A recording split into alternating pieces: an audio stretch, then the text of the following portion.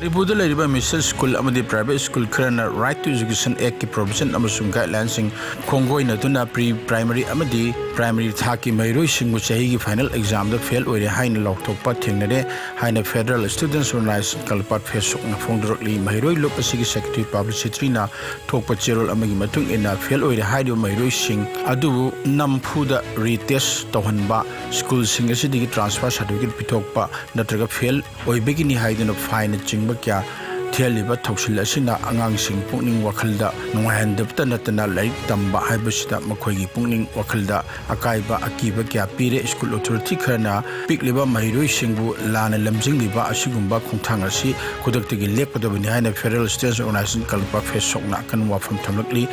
pre-primary thaktagi na class 8 phawbagi thakta tamli mahiroi singdi karigumba school gi exam amta fail oire haina lokthukpa yade class 8 phawbadi makhoigi exam singi result adu promoted haina mahiroi khunimak lokthokpaga loina makhata na class singda mingsangadabni RTE Act 2009 na hairiba thaki mahiroi sing asi fail oi haiduna lokthokpa yade anoba education policy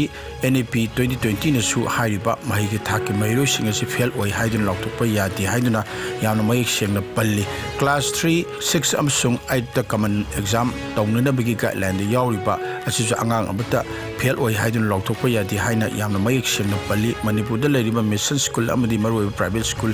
karana handak sahigi pangthukliba final exam asida mahiroi chakya fail oi haiduna school kya marumna lautholiba si school sing asigi ka hena maning toba amadi makhoigi sindal lambi gidamakta satharkiba thausilni hairi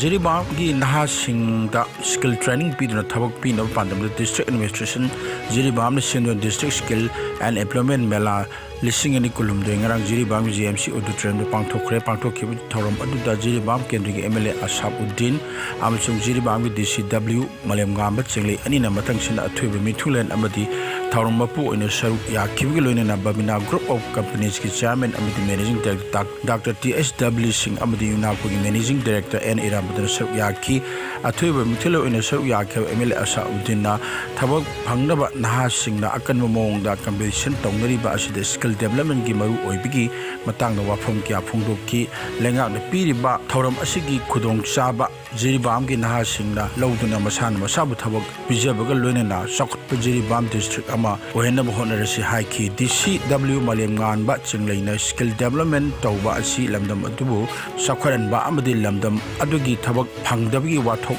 adubusu loisembada tangai padaba amani haina phungdokki RCPSDC Rubber Skill Council Ozone Pharmaceuticals Limited Central Institute of Petrochemicals Engineering and Technology CPET CSTS Apollo Math Skill Limited Gyanjyoti Foundation KB Philanthropy National Institute of Electronics and Information Technology NIELIT Imphal Daina Computer Center Chingba Singna Stall Sing Hanki Imphal area dagi amuba machugi bolero amangasi nongalamdai ayupung mari taba duwaita huralaba matung gari adu Imphal tidbin lambida chochapu romda thawdakhre haiba akaknaba paw ama phangbadagi ngasi ayu anganbada Bisnu Police ki SP amari additional SP gi makhada CDO gi OC Y Shakti Sen yauna Nambol Police amadi Bisnu Police Commando gi apunba kangbu amana kainau gi area da lambida achat oksing tawba gari singkhamduna check tawkhre hariba aduda Imphal romdagi amuba machugi bolero storm amadi DI-20 car ama speed yangna singningai oiba mawongda thorokpudagi police na khamna bonabada khamdana thauki police team aduna tanaraba matung Bisnu Police Station mamangda mio ani du faba ngamki police na farba gari huranba mio ani du ti lungkhomang hawkip sei contractor apopati thangjangam hawkip leifam na chochambu ki new bojang dagi amadi ke saithangdan apopaki silent thang chochambu ki di lekhoi village dagi haujingna Senapati district ki Kamelok village ta leibani hairi police na farba bolero storm amuba machu adu sangoman Bijoy Govinda mamang lekai deleba medical oxygen ki thabak taw yung gi get amadagi huralakpani haiba khangbaga loina na I-20 car aduna makhoi ani na gari hurana bi tamak sijinaba gari ni haiba khangmangam khi makhata ba aingi thabak lokhatnaba Bisnu Police ta sindakre haina police ki paw sina hairi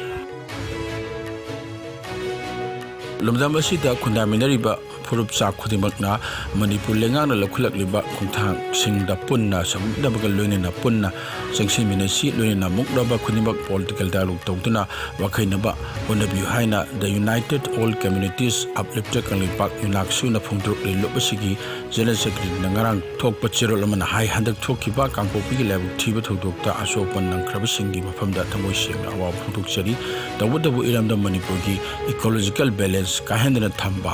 ꯍꯥꯏꯕꯁꯤꯗꯤ ꯑꯩꯈꯣꯏ ꯈꯨꯗꯤꯡꯃꯛ ꯊꯧꯗꯥꯡ ꯂꯧꯃꯤꯟꯅꯕ ꯃꯊꯧ ꯇꯥꯏ ꯆꯤꯡ ꯇꯝ ꯑꯃꯠꯇꯅꯤ ꯍꯥꯏꯅ ꯂꯧꯔꯤꯕ ꯑꯩꯈꯣꯏ ꯈꯨꯗꯤꯡꯅ ꯐꯨꯔꯨꯞ ꯑꯃꯠꯇꯗ ꯑꯇꯝꯅꯅ ꯌꯦꯛꯅꯕ ꯑꯣꯏꯅ ꯎꯍꯟꯅꯕ ꯋꯥꯐꯝ ꯀꯌꯥ ꯁꯣꯁꯤꯌꯦꯜ ꯃꯤꯗꯤꯌꯥꯗ ꯋꯥꯏ ꯆꯥꯔꯛꯂꯤꯕꯁꯤ ꯂꯥꯏꯕꯛ ꯊꯤꯕꯅꯤ ꯃꯁꯤꯒꯨꯝꯕꯁꯤ ꯊꯣꯛꯍꯟꯗꯅꯕ ꯑꯥꯄꯤꯜ ꯇꯧꯔꯛꯂꯤ ꯆꯍꯤ ꯆꯥ ꯀꯌꯥ ꯂꯩꯃꯤꯟꯅꯔꯛꯂꯕ ꯑꯩꯈꯣꯏ ꯃꯁꯦꯜꯒꯤ ꯃꯔꯛꯇ ꯆꯤꯡꯆꯦꯞ ꯊꯥꯗꯨꯅ ꯈꯥꯏꯕꯨꯡ ꯇꯥꯅꯕ ꯍꯣꯠꯅꯔꯛꯄ ꯀꯌꯥꯗꯒꯤ ꯉꯥꯛꯊꯣꯛꯃꯤꯟꯅꯁꯤ ꯇꯝꯄꯥꯛꯀꯤ ꯂꯝꯗꯁꯨ ꯑꯦꯟꯀ꯭ꯔꯣꯆꯦꯁꯁꯤꯡ ꯃꯅꯤꯄꯨꯔ ꯂꯩꯉꯥꯛꯅ ꯇꯛꯊꯣꯛꯄꯒꯤ ꯊꯕꯛ ꯇꯧꯗꯨꯅ ꯂꯥꯛꯂꯤ ꯑꯃꯗꯤ ꯂꯧꯕꯨꯛꯇ ꯌꯨꯝ ꯀꯩ ꯁꯥꯖꯤꯟꯕ ꯀꯌꯥ ꯂꯩꯉꯥꯛꯀꯤ ꯑꯌꯥꯕ ꯌꯥꯎꯗꯅ ꯅꯧꯅ ꯁꯥꯖꯤꯟꯕ ꯊꯤꯡꯂꯤ ꯑꯗꯨꯒ ꯑꯌꯥꯕ ꯄꯤꯔꯕ ꯃꯐꯝꯁꯤꯡꯗꯗꯤ ꯑꯊꯤꯡꯕ ꯂꯩꯇꯦ ꯃꯔꯝ ꯑꯗꯨꯅ ꯑꯩꯈꯣꯏ ꯐꯨꯔꯨꯞꯀꯤ ꯈꯦꯠꯅꯕ ꯂꯩꯇꯅ ꯄꯨꯟꯅ ꯐꯝꯃꯤꯟꯅꯗꯨꯅ ꯋꯥꯈꯩꯃꯤꯟꯅꯕ ꯆꯪꯏ ꯃꯅꯤꯄꯨꯔ ꯂꯩꯉꯥꯛꯅ ꯂꯧꯈꯠꯂꯛꯂꯤꯕ ꯈꯣꯡꯊꯥꯡ ꯑꯁꯤꯗ ꯃꯤꯌꯥꯝꯒꯤ ꯑꯄꯥꯝꯕ ꯐꯣꯡꯗꯣꯛꯐꯝ ꯔꯨꯝ ꯑꯃꯁꯨ ꯊꯝꯅꯕ ꯂꯨꯞ ꯑꯁꯤꯅ ꯊꯝꯂꯛꯄꯒ ꯂꯣꯏꯅꯅ ꯆꯤꯡꯗ ꯈꯨꯟꯗꯥꯕꯤꯔꯤꯕ ꯐꯨꯔꯨꯞꯁꯤꯡꯅꯁꯨ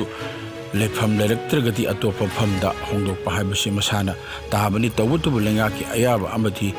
ꯆꯪꯕꯒ ꯂꯣꯏꯅꯅ ꯔꯤꯖꯥꯔꯚ ꯐꯣꯔꯦꯁ ꯁꯣꯛꯇꯕ ꯍꯥꯏꯕꯁꯤꯗꯤ ꯂꯝꯗꯝ ꯑꯁꯤꯒꯤ ꯏꯀꯣꯂꯣꯖꯤꯀꯦꯜ ꯕꯦꯂꯦꯟꯁ ꯀꯥꯏꯍꯟꯗꯅ ꯊꯝꯅꯕꯒꯤ ꯑꯆꯧꯕ ꯂꯝꯕꯤ ꯑꯃꯅꯤ ꯑꯗꯨꯒ ꯐꯣꯔꯦꯁꯀꯤ ꯃꯔꯝꯗꯁꯨ ꯃꯅꯤꯄꯨꯔ ꯂꯩꯉꯥꯛꯅ ꯃꯅꯤꯄꯨꯔ ꯃꯤꯌꯥꯝꯗ ꯁꯟꯗꯣꯛꯅ ꯇꯥꯛꯄꯤꯕ ꯍꯥꯏꯕꯁꯤ ꯈ꯭ꯋꯥꯏꯗꯒꯤ ꯃꯔꯨꯑꯣꯏꯕ ꯑꯃꯅꯤ ꯃꯅꯤꯄꯨꯔꯗ ꯈꯨꯟꯗꯥꯃꯤꯟꯅꯔꯤꯕ ꯐꯨꯔꯨꯞ ꯈꯨꯗꯤꯡꯃꯛ ꯌꯥꯎꯕ ꯄꯤꯄꯜ ꯀꯟꯚꯦꯟꯁꯟ ꯄꯥꯡꯊꯣꯛꯇꯨꯅ ꯍꯤꯔꯝ ꯑꯁꯤꯒꯤ ꯃꯇꯥꯡꯗ ꯃꯤꯌꯥꯝꯒꯤ ꯑꯣꯏꯕ ꯇꯨꯡ ꯀꯣꯏꯅ ꯆꯠꯅꯕ ꯌꯥꯕ ꯋꯥꯔꯦꯞ ꯂꯧꯃꯤꯟꯅꯗꯨꯅ ꯋꯥꯔꯤꯁꯤꯟ ꯑꯃ ꯄꯨꯔꯛꯅꯕ ꯑꯊꯨꯕꯗ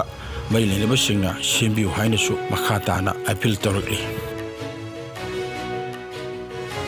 ꯍꯧꯈꯤꯕ ꯄꯨꯡ 9ꯗ ꯏꯟꯗꯤꯌꯥꯗ ꯅꯧꯅ ꯃꯤꯑꯣꯏ 202 ꯀꯣꯚꯤꯗ ꯄꯣꯖꯤꯇꯤꯚ ꯑꯣꯏꯕ ꯊꯦꯡꯅꯈꯤ ꯂꯩꯅꯥ ꯑꯁꯤꯅ ꯃꯔꯝ ꯑꯣꯏꯔꯒ ꯃꯤꯑꯣꯏ 2 ꯂꯩꯈꯤꯗ꯭ꯔꯦ ꯐꯒꯠꯂꯛꯄꯒꯤ ꯆꯥꯡ ꯆꯥꯗ 69.9% ꯍꯟꯊꯔꯛꯈ꯭ꯔꯦ ꯑꯄꯨꯟꯕ ꯀꯟꯐꯥꯔꯝ ꯀꯦꯁꯅ 3,40,34,319 ꯌꯧꯈ꯭ꯔꯦ ꯑꯦꯛꯇꯤꯚ ꯀꯦꯁ ꯃꯁꯤꯡ